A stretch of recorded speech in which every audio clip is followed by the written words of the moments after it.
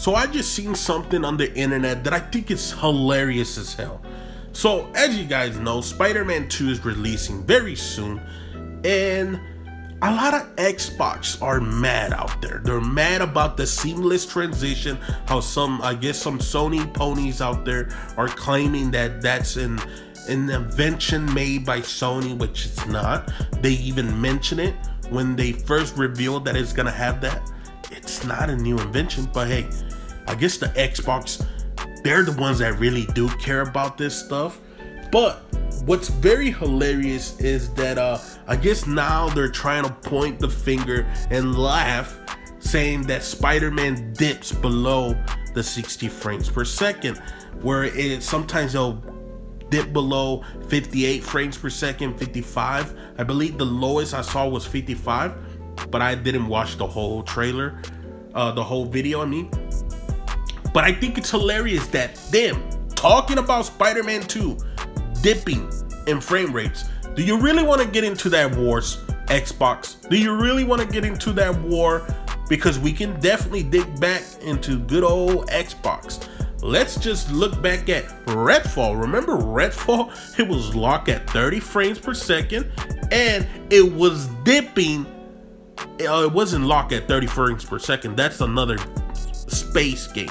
But it was at 30 frames per second, and it was dipping below 20 frames per second. So if you're gonna talk trash, make sure that your company, your brand that you rock hard for, doesn't have those same issues, or at least more horrible issues. But let's look at the game of the generation, Starfield. It's locked at 30 frames per second, and guess what?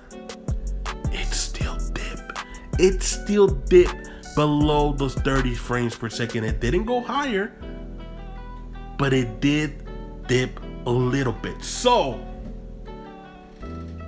what did you think about that? Now, if you're okay with that, then you should be okay with Spider-Man 2, which they said you can play at 30 frames per second or 60 frames per second.